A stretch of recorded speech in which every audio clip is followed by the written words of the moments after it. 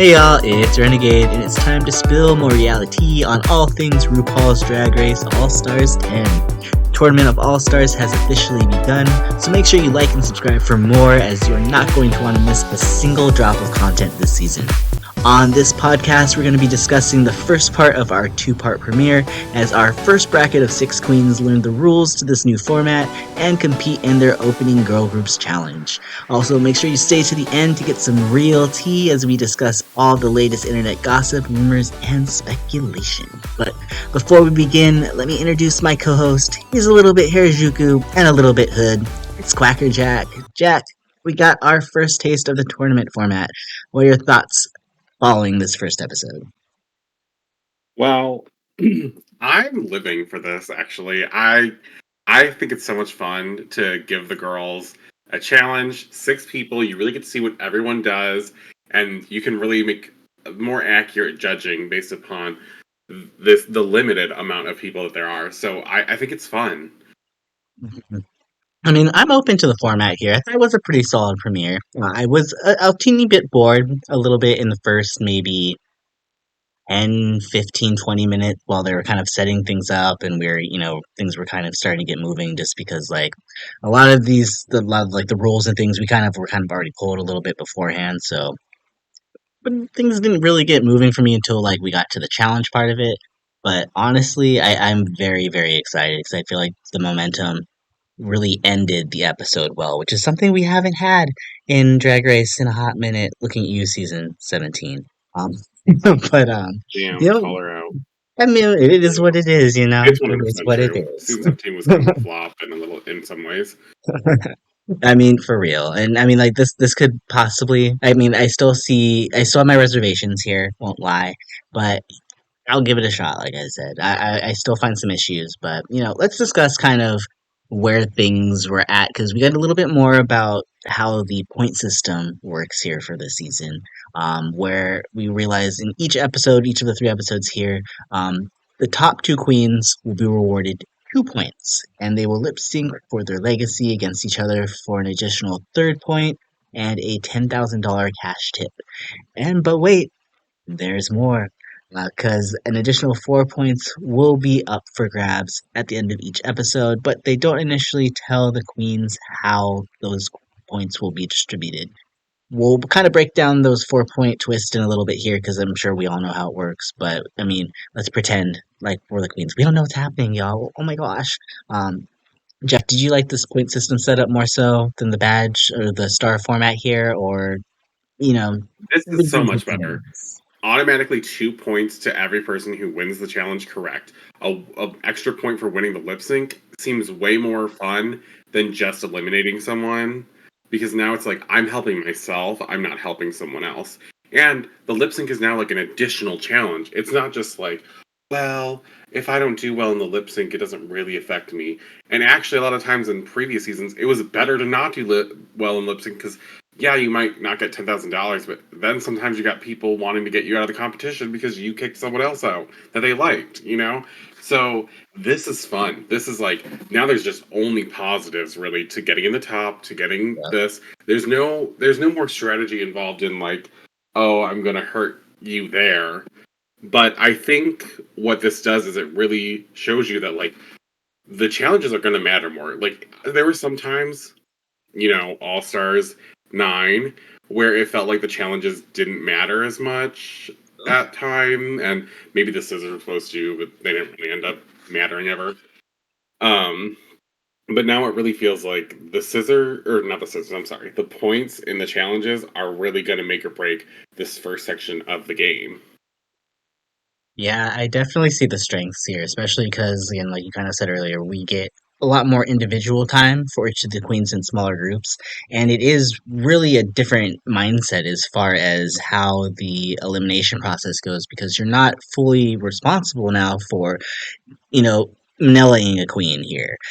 You're here to kind of push other queens forward if you're one of the bottom queens, which we'll get back to in a second, or really you're kind of just competing for yourself in a lot of ways.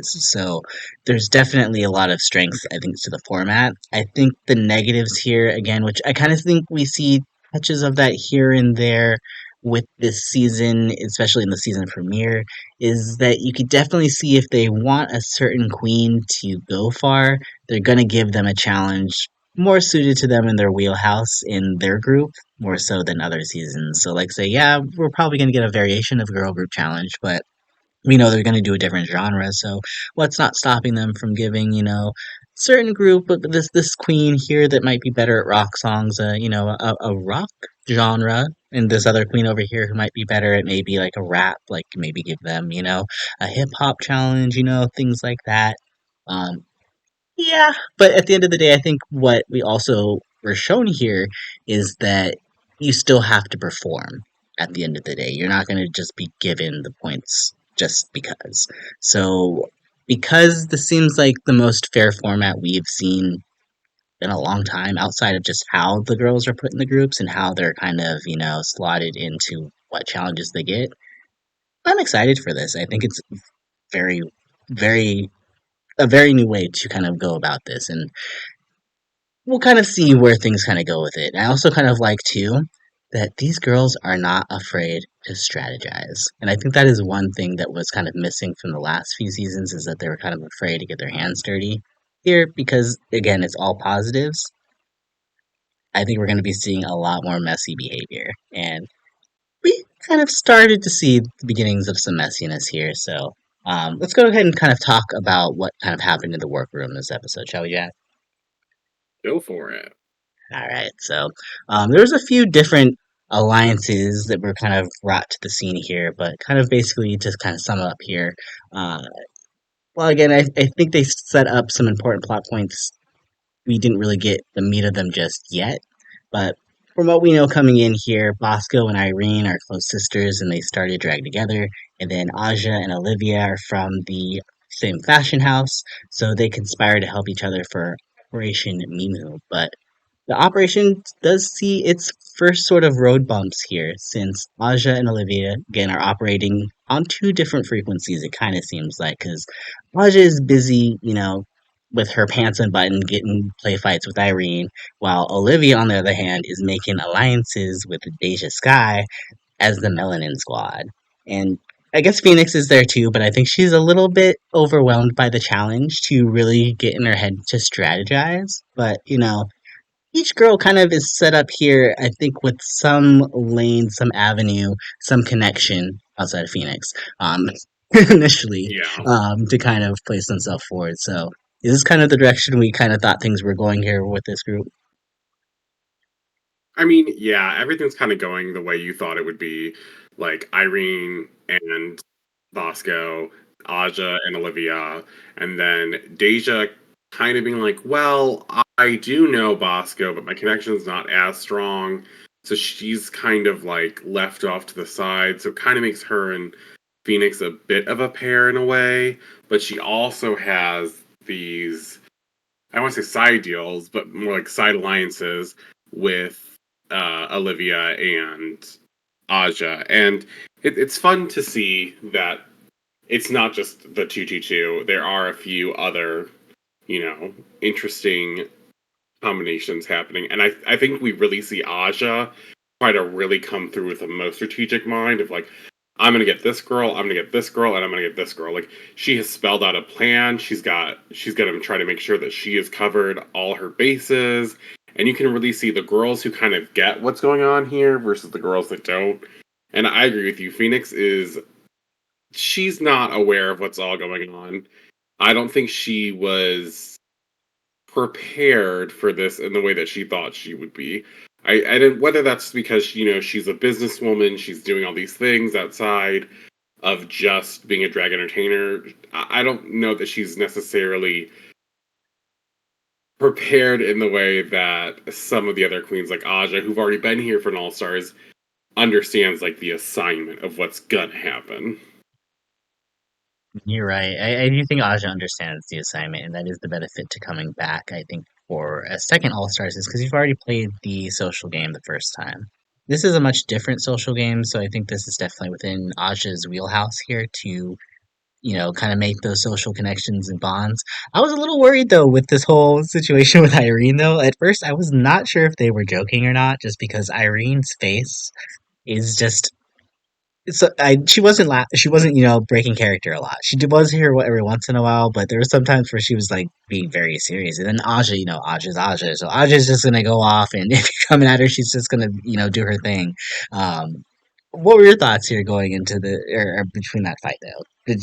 Or whatever we want to call it, because it wasn't really a fight. So I was nervous at first. I think there was a little bit of apprehension with some of the queens. I don't think everyone was ready for Irene to like open that mouth as much as she did. And that's the thing about Irene. We haven't seen as much of her, but what we do know from the slight time we got to see her on the TV beforehand is she she has no problem saying what she feels. She is very open and honest about, this is how I feel. I'm going to clock it how it is. And to be fair, Irene was correct about like almost everything she was saying. But for Aja, I don't think Aja realized that Irene was not really trying to come for her in like this malice kind of way. But with Aja, of course, the same with Irene. They're gonna have those walls up at first, right? Until they really get to know each other.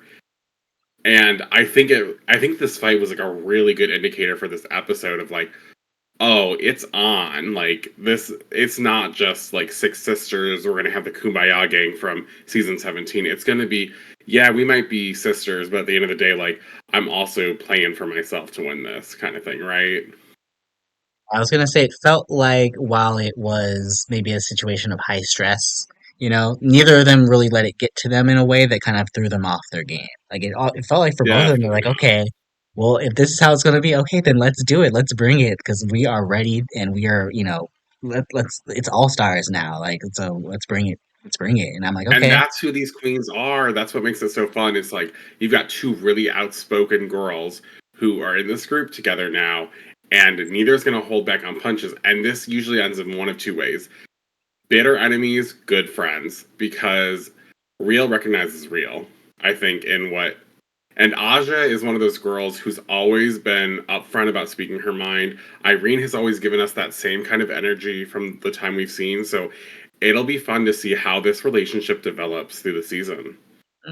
I'm very excited for both of these queens here. And we'll kind of get a little bit more here because we get a little bit of of resolution here at the end of the episode. But before we get into what happens here in the actual challenge, I want to get to your favorite portion of this whole situation here, Jack, which is the runway breakdown here. And Jack, what are your thoughts here on the runway for the opening week here, which their category is slits and I'm not sure if we could use the other word. Um, I think it Why might get not? demonetized for certain things. I mean, I don't know if we're monetized at the moment here, but if we are making money, I don't want to lose no money. But I'm gonna say slits, and then the word that rhymes with slits that starts with a T. I think that's perfectly amazing way to name this category here. So, Jack, go ahead and run me through your standouts for this runway here because Okay. I thought they all did Stand really out well. all, every single girl on this runway. This is one of the best runways we've ever seen in a category just out of nowhere. Mhm. First runway, so strong. Bosco is the clear front runner, I think, in terms of this runway. The hair is zippered up. The details are all there. There are zippers coming undone into this cone, like cylinder shaped thing. The inside hair is black to make it look like it's on the inside instead of the blonde that it is on the outside. She is zipped out of a gown that is also kind of showgirly, and it's that burlesque style, but she's still got a train. It's got a zipper everywhere, and it's stoned, and it's beautiful. And she has her um, chest completely exposed with pasties on, and she looks amazing. She's even got zippers around her neck, on her arms. She's got these gloves that it just was an amazing sight to see. Uh, the first look we had was, a great look from Aja. She's got a very similar thing going on with slits and her whole chest being exposed with nice pasties, a nod to Jinx, the Pokemon, not the drag queen. And she's painted herself purple, and she has the yellow hair, of course. It's styled well. So far, Roserade and Jinx, both of them, her, very good for Maja. Very fun references. I also want to look at Irene. I think Irene just really showed us who she is in this drag. This huge, like, back, I don't want to say cover, but this huge back piece and then head piece. It's like she's a showgirl alien because she's completely green at the same time. Even her breastplate is green. Like, commitment, details, everything looks great. It's grand. It's over the top. It's what drag should be, right? And again, this is Phoenix. Oh my god. Imagine coming back to the stage after 15 years and you come in this like full latexy kind of suit, this cool headpiece that swivels off to the top and a zipper on like every part of your body, and then you unzip to completely show the breastplate. Like, this is art, baby. And I mean, everyone did so well. Everyone did so well. I felt kind of bad for Deja because she fit the assignment.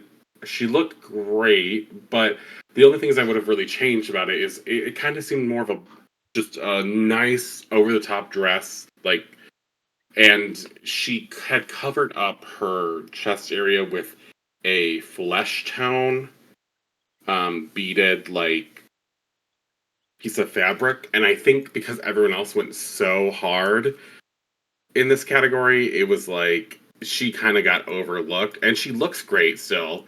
It's just compared to everyone else, it kind of it was lower on the list because it did the assignment. There were slits, and but her chest wasn't as prominent as what the category kind of asked for. And finally, Olivia Lux coming out in some of the best hair we've ever seen her in, looking the best she's ever been, with a clear nod and reference to the little Kim one breast exposed with the pasty on, and this beautiful lavender light purple kind of dress, and really just matching it all throughout the stoning, the kind of latexy, I don't want to say latexy, but the shiny shimmering kind of fabric she has on here. It moved perfectly with her. It gave her such a unique shape. You know, right shoulder big, left hip big. It gave us this like there's just so many good points to look at. It felt proportionally correct, and it was beautiful. It's hard to say anything bad about this runway, and I fear for the other groups because this is sickening for a runway. And I know it doesn't usually get a lot of attention from the judges in terms of their decision making, but maybe the runway should matter more. Right, right. Maybe giving them a point for the runway too. Yeah, honestly, everybody did really well here. It's really kind of just I feel like you're kind of just really pulling teeth and just trying to just like really just at the end of the day kind of to determine who is on top, who's on bottom here as far as everything goes here. As far as everything goes here, I think whoever the best look, I think I agree with you. I think it's Bosco, without a doubt, for sure. Just the amount of the details, the fact that she's so naked but has so many details still on this outfit Yeah, is what I think brings it all together there with the fact that like I didn't even notice the zippers at first for some reason. I think I was just tuning out at this point for some reason. I don't know, like, but when it came back again to the runway and I saw her again for a second time, I was like, holy, oh my God, like, look at all the detail to this outfit, and it's just, yeah, I think without a doubt, Bosco did not like she did not come back here to not show herself here without a doubt. Like this is absolutely two for two, I'd say, because I think her entrance look is by far the best entrance look here, as well too out of everybody. So I'm just like, damn, Bosco's bringing the fashion this season. Okay, like she decided to leave all of the panties at home.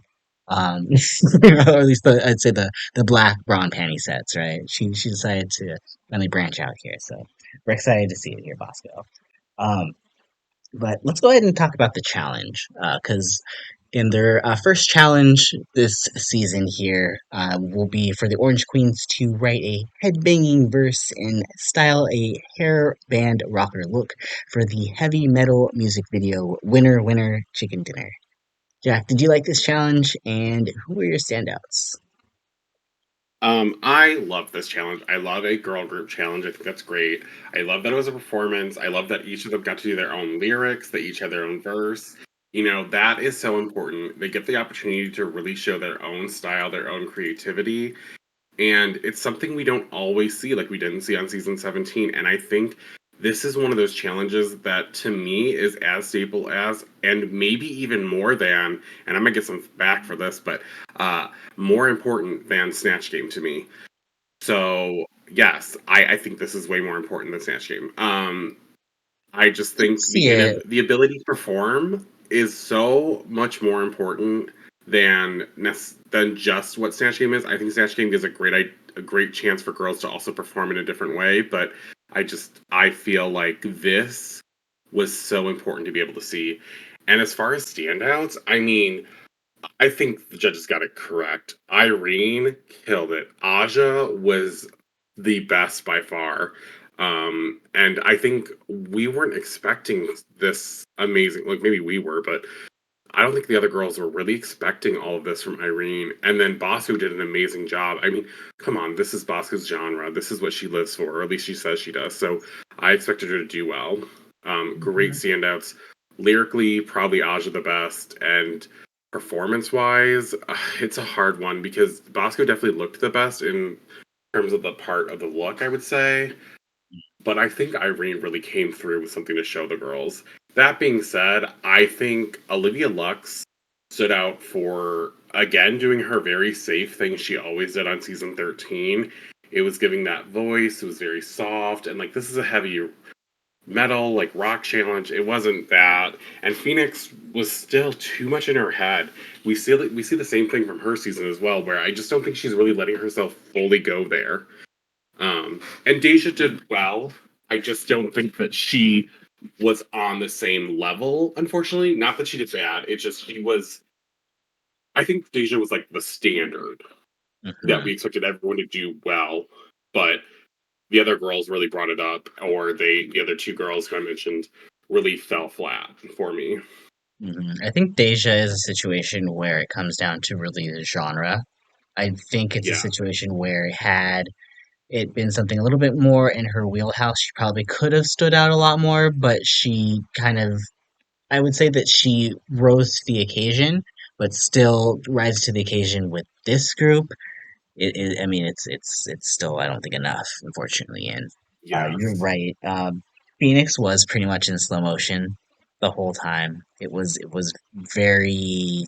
It would have worked in a girl group, but it doesn't work in a girl group where the theme is heavy metal. You know, same thing with Olivia yeah. too. Like I'd say she looked the part, but she definitely like if you could just take her facial, like the everything between like her chin and her eyebrows. Just take that off and just put somebody else's face there. Just digitally put that on there, and just give make them a little bit more angrier, right?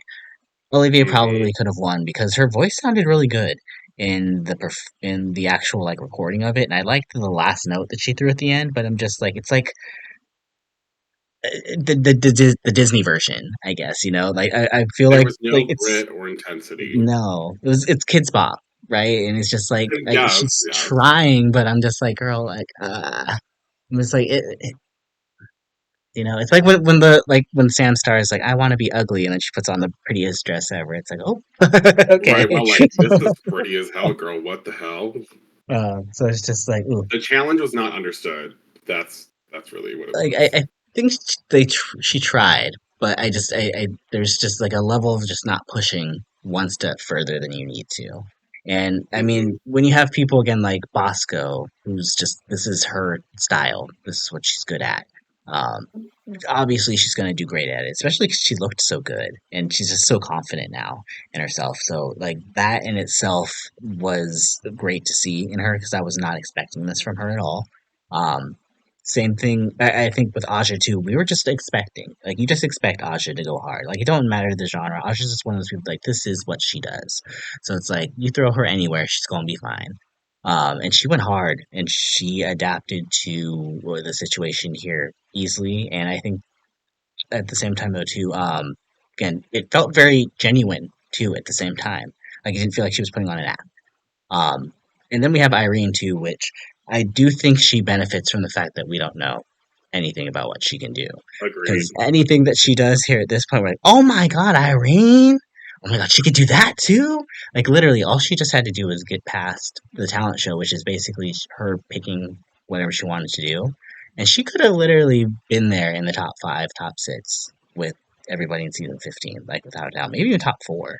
Like, I don't even know. But I'm just like, the way that she's pushing herself here, and she definitely, you're right, she has something to prove. And oh my god, that was very unexpected. I was not expecting to be that into a heavy metal song that they produce here. Like, I feel like the last time they kind of did a metal song, like season 15 itself, they did like, oh, it was like the old person heavy metal, but still, cringe. But I'm like, this was actually decently produced as well too. So I was like, okay, okay, I could I could get behind this. So I think that's what made me very excited for the season was this particular challenge and just seeing kind of the level of care that production is putting into it.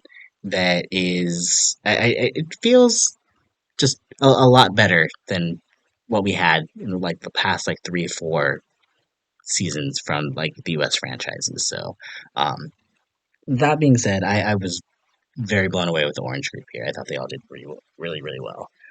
Before we get to the results, though, let's pivot to Untucked really quick because I love that the new format continues here and matches kind of like the new tournament format. I thought that was a lot of fun. I do enjoy listening to them be real about their performances, but I don't know if anything super interesting has happened just yet outside of them having RuPaul Cornhole. Uh, was there anything that Oh, you wanted that to part. mention from the premiere, Jack? The only thing I wanted to mention, I think, from Untucked or whatnot, is it was very interesting to see how the girls interacted with Ice Spice specifically. I know there was an incident, um, like behind the stage, or not behind the stage, I'm sorry, in Untucked, where like Aja was really enjoying her, like getting to know someone who comes from New York and stuff. And I thought that was kind of cool as much as it was just the boring, like, oh, they meet the person and we're just sitting there. I think the girls in this Untucked are all like very honest with each other, and like they are all aware. They're talking about it. They're like, who's in the bottom, who's in the top. Well, more so, who's in the top. They don't really care about the bottom. They're more like, we know that like I'm going to be changing and I'm going to be lip syncing, or I have a chance to, and you definitely don't. Like, I like that the girls are being very realistic for most of the time. Mm, It's I'd fun. agree. Nothing really happens in this episode that's like I think unexpected. I think all the girls were just really complimenting each other, but it wasn't so much only a like, oh, everyone's so good, blah blah blah. It was very, let's live in reality, talk about what we did, what we could have improved upon. I mean, like Olivia was very honest with her performance. Phoenix was very honest. I think Deja was very honest with Hmm. her performance too. I think everybody was kind of they saw like the writing on the wall, um, Yeah, too. So I they don't think knew. there's no real hiding when there's 6 queens, you know. Definitely One not. one thing actually, I do want to say about Untucked, and it was the one note I do have here, and it's something I think we've talked about here in the past, and I just kind of wanted to bring it up here because Deja actually made a very good point about them changing for the lip syncs, and she's like, We're literally only here for 3 episodes. Change and just show another look." And I'm like, "That that makes sense." Like I didn't like think about it in that perspective, like when they were doing it all the time in All Stars 9, because then you have Nina coming out as a fucking elf.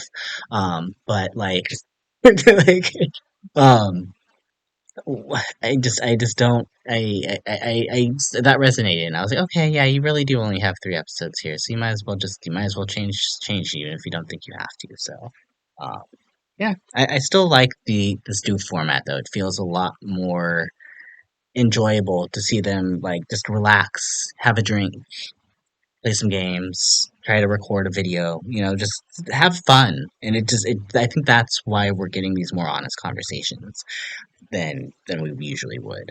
Um, but I guess that will take us back to the main stage there. And we'll get to the results because, as you kind of stated there, top three I think was pretty obvious here as they call forward Aja, Bosco, and Irene, and they ultimately named the top two of this week as Aja and Irene the Alien, which I 1,000% agree. Jack, do you agree with this decision here?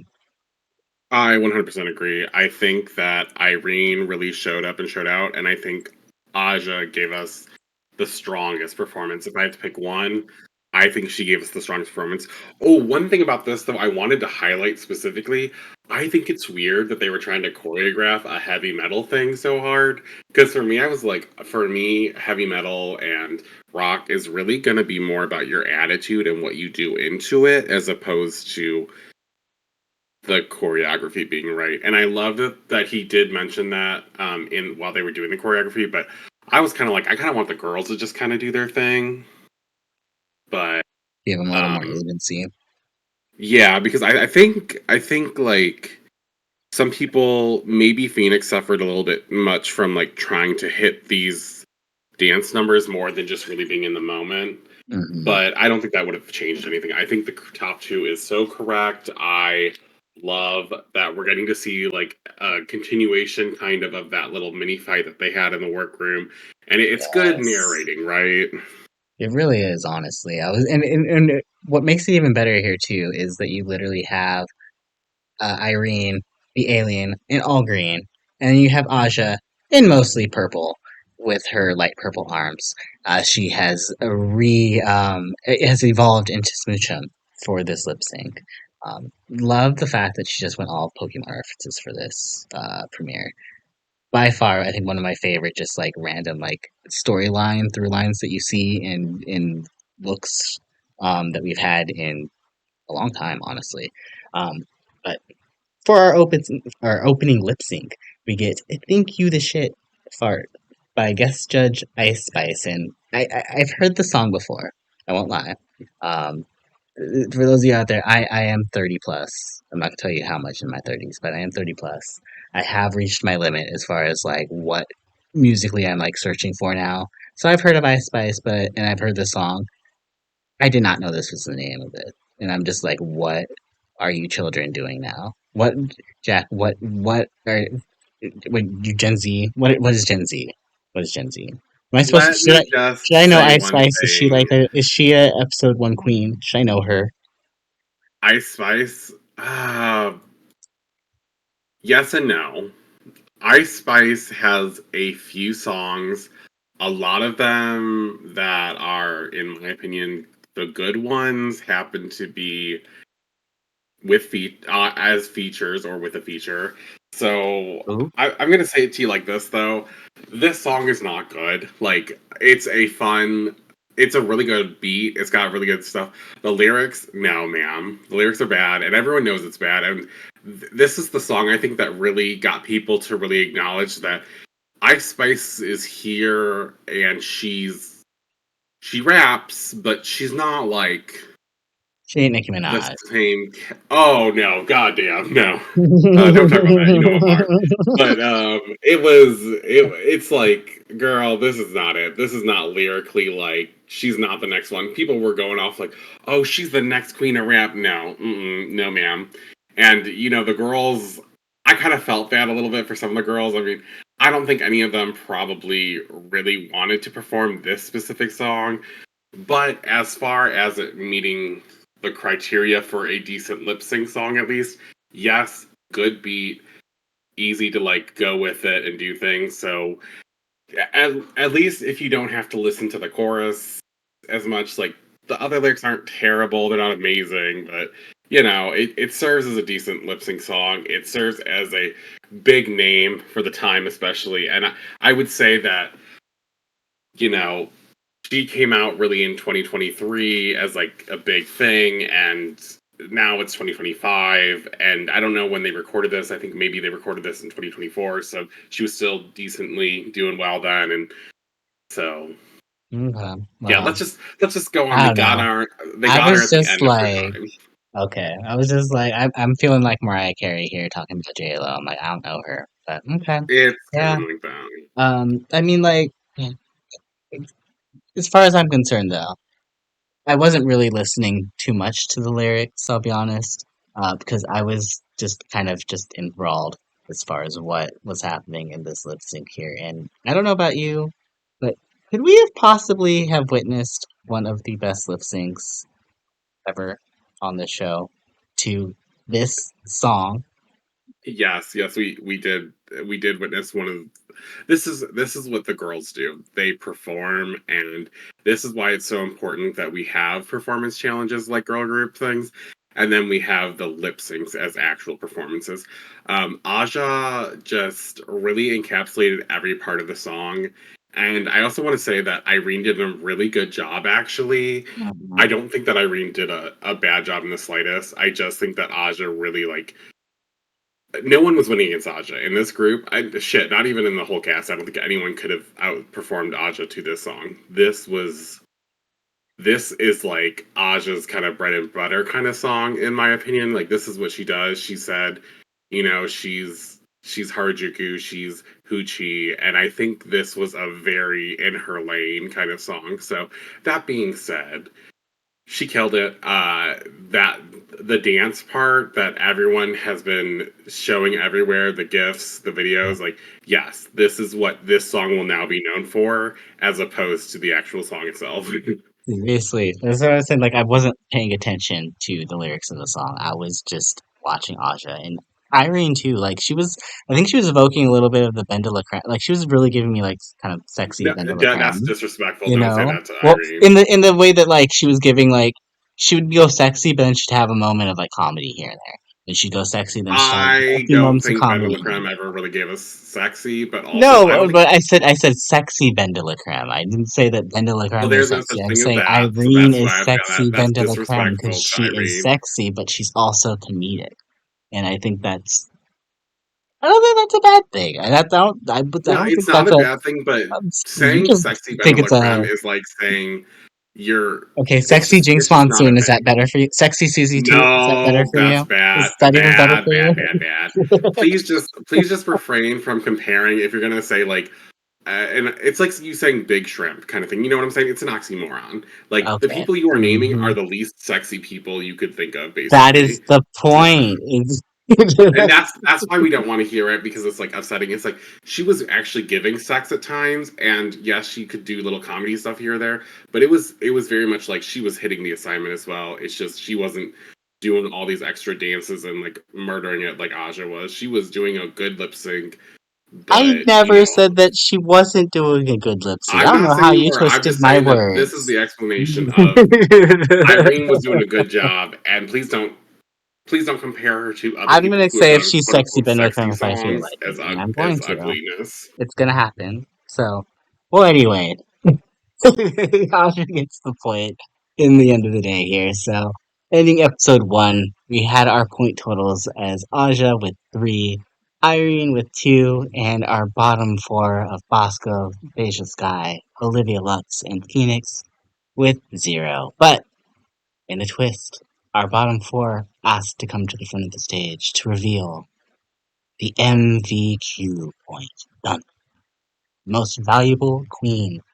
So how this will work is our bottom 4 will each get a point, not for themselves, but to give away to one other queen. It doesn't have to just be a bottom girl. They can give it to any person in this group. So, ending the Untucked episode, we get a little insight into Aja and Irene's mindset because they kind of feel like they might be targets moving forward, but also feel like they might be able to score an extra point from their allies, Olivia and Bosco, respectively. But how will our 4 queens distribute the points? Will they vote for the queen they believe deserves the most? Will they upvote their alliances? Will they be shady? Who knows? Okay, well, we actually do know because we got to see it at the beginning of episode 2, but this is a podcast for episode 1. So let's go ahead and pretend like we don't know what's happening here. And Jack, what were your thoughts here when we found out how these final points were going to be distributed? It's one of these things where I think the twist would work better if we had longer with the girls. But in a 3 episode kind of thing, there's only so many ways you can really go about distributing 4 points, one per person, right? And when you're looking at what you could do, how you should do this, if it really was most valuable queen, as it said, we would be giving the points to just the girls who were essentially in the top. none of the other three girls who didn't get mentioned for top spaces would get a point. Right? Like, that's just the truth of the matter. You could give a point to Bosco if you felt she deserved a top spot over other girls. You could give a point to either of the other two girls who were in the top. But you're not giving a point to any of the girls who didn't get to the top part and say, oh, well, I think she did the best. Not without you lying through your goddamn teeth, you know? So I think that there's something to be said. You could do a most valuable queen on the runway. You could offer that as like a, what if I give you 1 point for like killing it on the runway? What if I give you a point because you killed that lip sync? Like things like that you could base it off. But it really gets that, how are we going to do this? Are we going to be diplomatic, give everyone a point? Are we going to just give the girls a greater head start on us? Like, it's going to be a lot to discuss. And four girls having to all get on the same page, there's probably only one way that this is going to go down. So it's just, in this kind of a sense, because they have to do it in front of everyone, no one's going to make a move that's going to make them seem crazy. No one wants to stir the pot. No one wants to, like, possibly prevent themselves from getting any of these points that are going to be so dire, because 1 point could make or break it at this point. Like, you have 3 episodes. That's essentially 6 times people are going to get 2 points automatically just for being in the top two. That's it. Like, and then a singular point for winning one of those lip syncs. That's 3 more points. So these 12 points altogether are going to make the majority of the points, really, in what, I shouldn't say the majority. They're going to make a huge chunk of the points still. Yeah. So, do you give it to your friends? Do you want your alliance outed this early? Like, it's a difficult thing to navigate, but the easiest way is to play it safe, be diplomatic, be stupid with it, in my opinion. Uh-huh. I mean, there's always potential, and I think we see the possibility of potential for things to kind of go south a lot of ways here. But Yeah. like, I find it interesting. Whenever you give them more power to kind of do things and less power in the hands of Rue, I'm fine with it. So, um, I think that this might not be the group that we're going to see the shadiness from, but I could absolutely see Pink getting down into some ridiculousness. So, personally, I'm kind of excited to see where this goes and how this all turns out. But before we say goodbye here, I do want to discuss some rumors, some gossip, and some speculation in a segment we're going to go ahead and call the Reali-Tea. So this week we have a couple things to discuss. First one, kind of real quick here, I think is going to be Phoenix's reaction on social media to Ice Spice. And Jack, I know you wanted to talk about that one. Yeah. The Ice Spice Phoenix thing, I think this was a bit of a mishap on the part of the judge, but I think both sides are very correct in how they feel here. I do think when you look at the judging, Ice Spice started off with, and I'll paraphrase, I don't know the exact words, but she said something along the lines of, I heard you were a legend, but like, I didn't really see a legend tonight. And I think that when she had talked about Phoenix being a legend and those things, it's better to not say, heard you were a legend, because it sounds like you're kind of stripping them of that title if you don't immediately say, like, and I believe it, like, right afterwards. And so I think it came off as a little condescending, whether she meant to or not.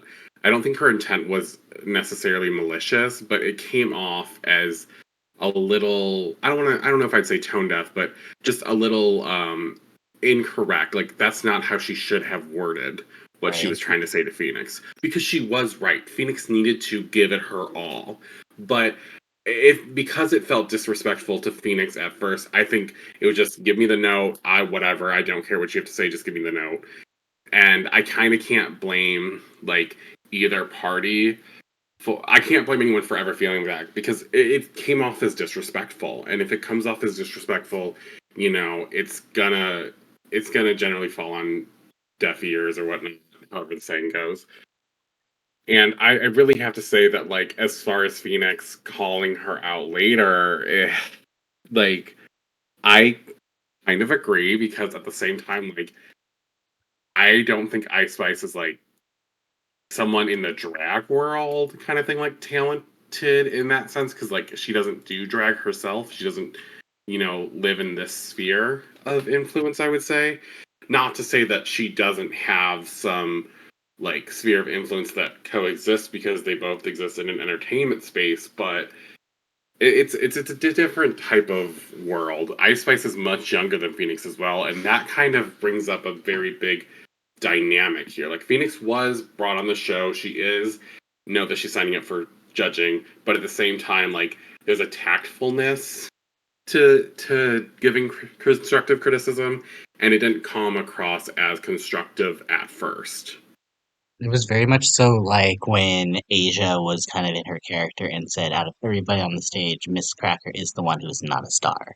And just like there's ways that you could say things, but like, yeah, Hmm. tact is definitely very important, I think, in these situations. And I also don't think that Phoenix said anything that was nasty in her message. So I do not understand why she's being attacked so much on social media by so many of Ice Spice's fans or whatever. Well, So, I mean, fans like to go to defense and whatnot, but it's also just kind of like, girl, like it's kind of, I don't know. I just feel like there's ways that we could have these discussions without I degrading into think just, I think there was insulting each definitely a other. dig at Ice Spice from Phoenix, but only after she felt like Ice Spice had digged at her first.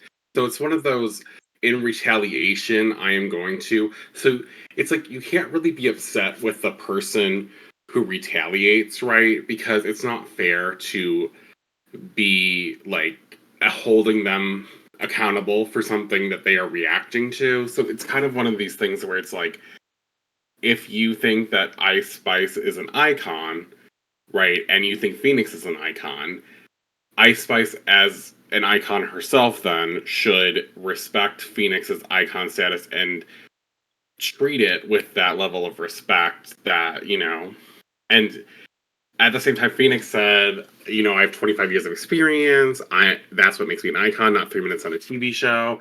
And I'm fine with not getting the validation for someone whose fame came from a song about shitting and farting, which is true. The song is bad.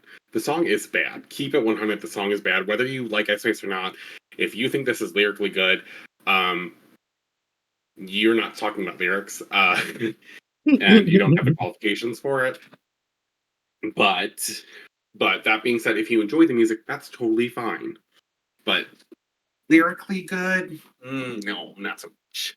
So I see how both of them get to this point. It's part of a miscommunication. It's part of this issue, and I don't think I think the lack of someone recognizing that there was an issue is what starts this problem to begin with.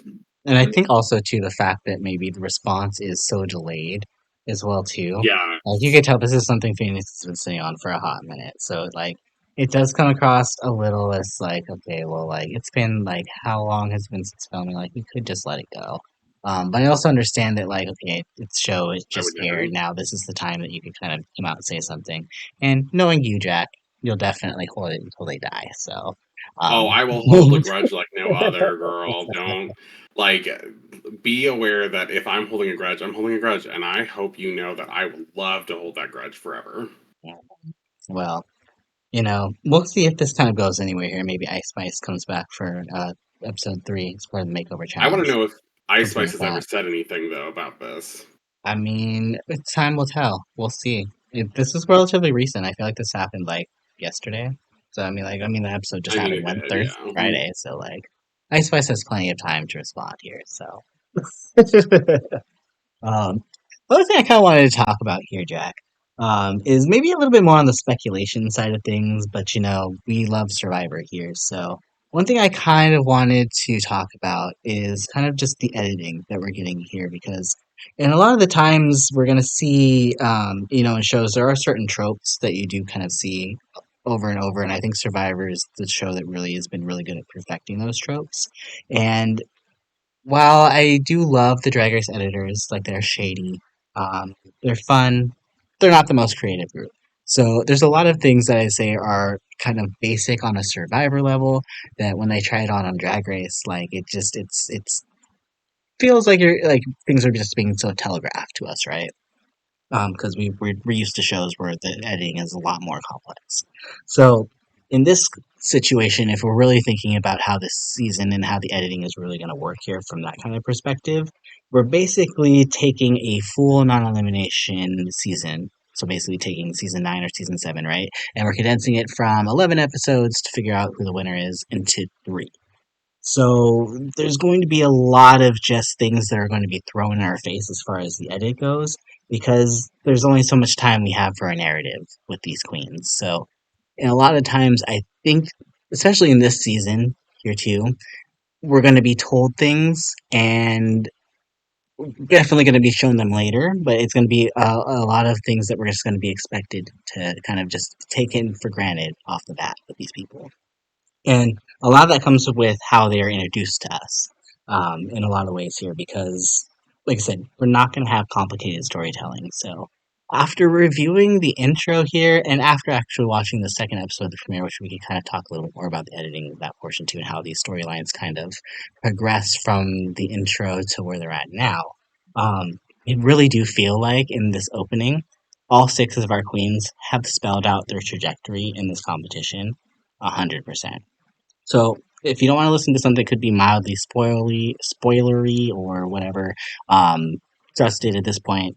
I have not been spoiled. Do not like spoilers. There's no point at this point in watching a show and trying to review it if you've already been spoiled the season. So that being said, everything here is just based off speculation from the edit.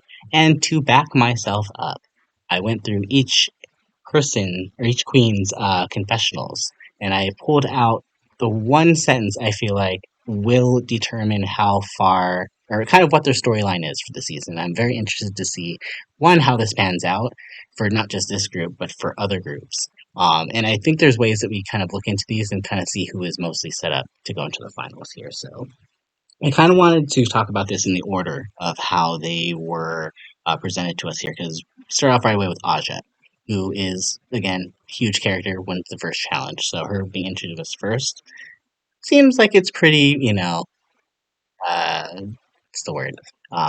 It was purposeful, right?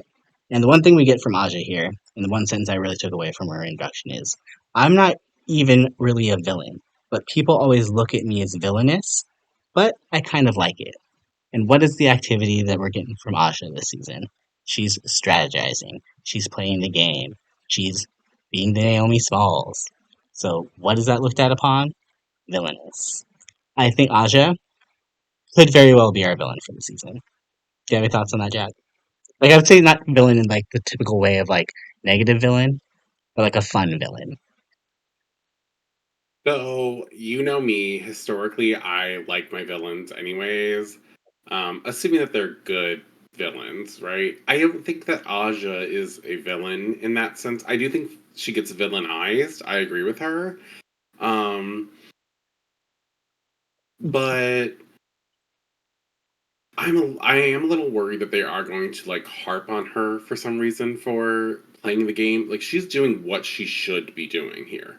This is the smart way to play this game, in my opinion. Like you should make those alliances. You know, at some point there's going to be some control over everything. And guess what? There it was. We all knew that it was there, and it came out. That the queens do have some control over who is moving on. As far as what she said, I don't think it's like I don't know if she's gonna be the villain, but if she's the villain, I don't think that there's not many other queens who we're all gonna root for who's still the villain. I don't think that there's a single person who's gonna look at Aja and think that she is the ultimate like worst person who's ever been a villain on this show. Like I really don't see that happening. But are there going to be people who maybe disagree with her? Yeah, probably. I mean, it's not like in the drag race community we all have the same opinions on all the queens.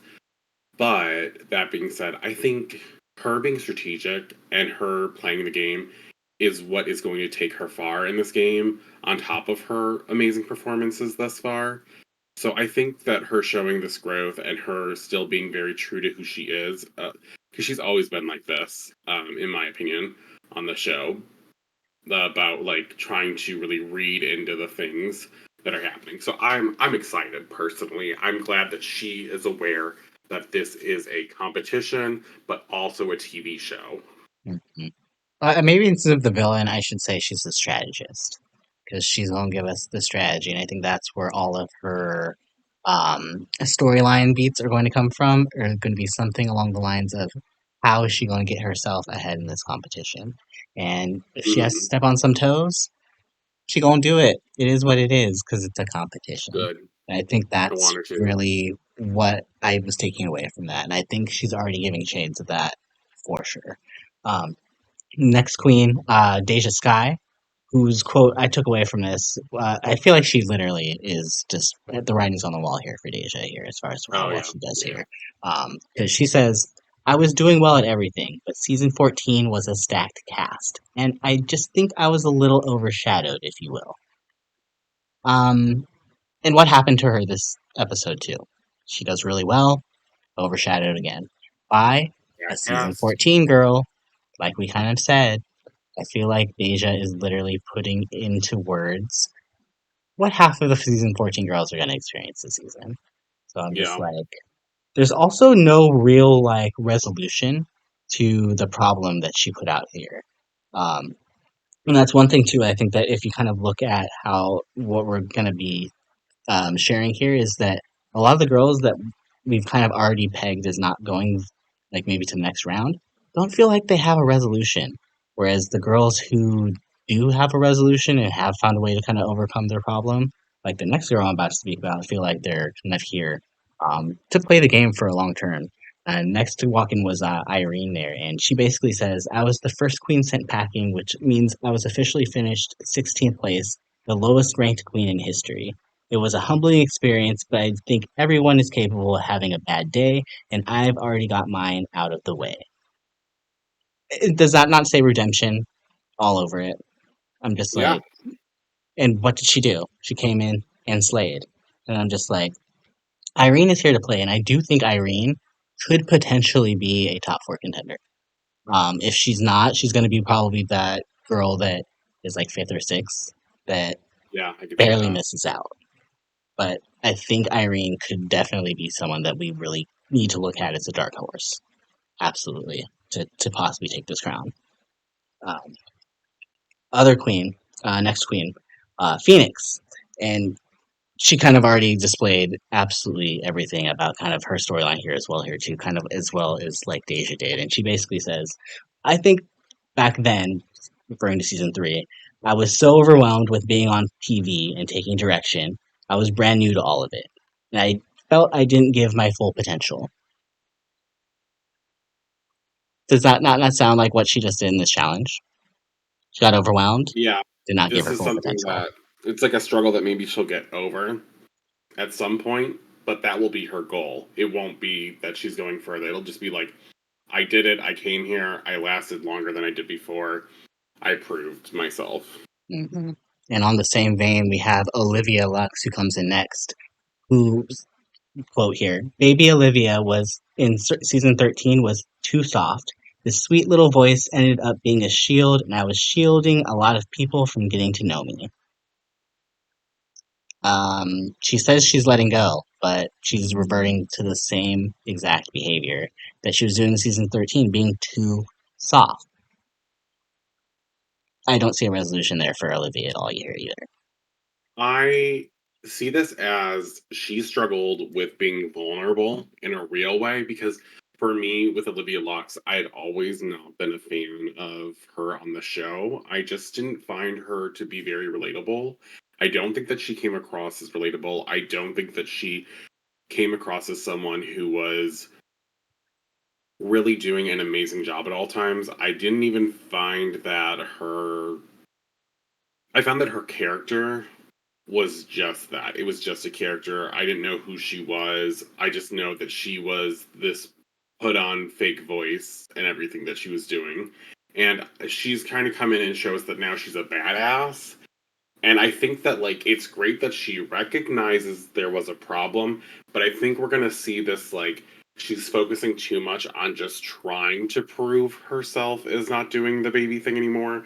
That she's falling back into this pattern of showing us a different side or a different personality, but not just being herself. And I think that's where she's gonna end up, and that's why I don't see her moving on from the group's stage of this competition. Well, even her just calling herself the Divalicious Diva just feels like it's just so like put on, right? Like it's not like it feels like when Blair St. Clair came back and she's like, "I'm a new woman and I'm fierce and I'm That is hardcore, what I'm everyone has. hardcore," and I'm I like, saw those memes. you know, it's just it's the putting it out there and recognizing where the issue is, but not having the willingness to really step outside the box. And I think that's where Olivia has shown kind of that she hasn't grown in that aspect. She may have grown in maybe a situation where she was competing against like a bunch of other new queens, like she was come back to regular drag race again, kind of thing. But she's on All Stars, baby. Like you gotta elevate it. You gotta go harder. Um, and speaking of going harder here, let's talk about the last girl that walked in here. By the way, here. So another reason why we need to take this count because the last girl we were shown an introduction for. There's a reason they want to bring her in last. And that is Bosco, and she's the only one that straight out says in her thing, um, not only just about kind of winning, but the fact that like she sets a goal. She straight up says, "My main goal this season is to kick my own ass." Like if I was competing against myself on season 14, I want to bury that hooker. And I'm like, okay, Bosco for sure is locked top four, without doubt. Like that is the strongest, most confident statement that anybody has given outside of Irene. So it's just like they're not going to give their winner, or sorry, their winners, something like Olivia or Phoenix is getting. They're going to give Yeah. them the content that they're sure of themselves. They know where they're going. They were on a trajectory before, but look at the growth that is not just happening in the seasons happened prior. I'm just like Bosco very well could be very much set up here to take this crown, and I initially preseason I think I was a little upset. Um, After this episode and the second part of this premiere here, I would totally be fine with it. Your thoughts are on Bosco's trajectory? I think that Bosco is clearly going to make it very far in the season. I think we pegged her from the beginning to be one of the girls who makes the top four regardless. You know, we talked about that. I think that she will. I think she's guaranteed that spot. And I think that it's good that she came in recognizing that she did good on her season, but she wants to do better. She has a clear, concise understanding of who she is now. She doesn't have to hide anything. You know, she's clearly shown us that she is now out and proud woman and that she's here to not only beat other girls down but also beat her past self down kind of thing in terms of the competition of course.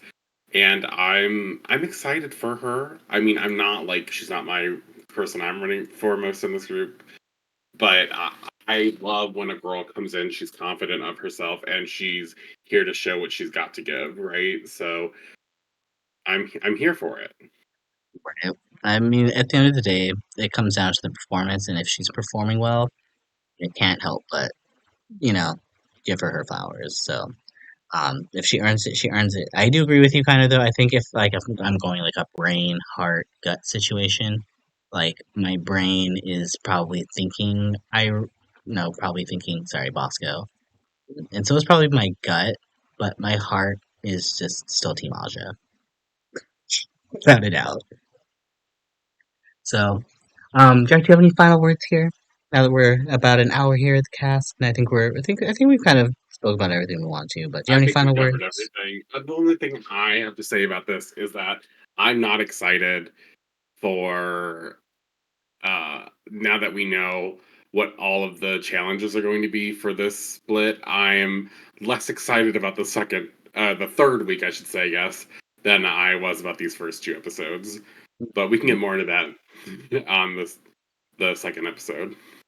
Yep, and make sure y'all tune in for the next one. The next podcast will probably be coming out tomorrow here. We'll get everything nice and edited here. Broke apart to nice two viewing experiences here for you. So I hope y'all enjoy that. Again, if you made it to the end here, please like and subscribe because it definitely helps. Even drop a comment below. So we would love to chat with y'all. Just make sure y'all are nice. Otherwise, I will just delete your comment because I ain't about to deal with no trolls here. Okay? I'm not Phoenix here. Okay? So, Oh, um, anyways, y'all. As always, yeah, again, make sure to like, subscribe. Lots of content. All Stars 10 just started. Make sure you want like all of the ranking videos that we'll have out. We'll do our rankings videos for this 2 weeks here. Probably up in the next couple days here as well to have them correspond with whenever the podcast drops out here. As well as too wanted to bring your attention to the posts. We will be doing a tournament of the best looks for All Stars 10 on the channel page, so make sure you subscribe so you could cast your vote every single day when we put up a new voting. Anyways, on behalf of my co-host QuackrrJack, this is Renegayde signing out, and until next time, y'all, keep spilling that tea. Bye! bye.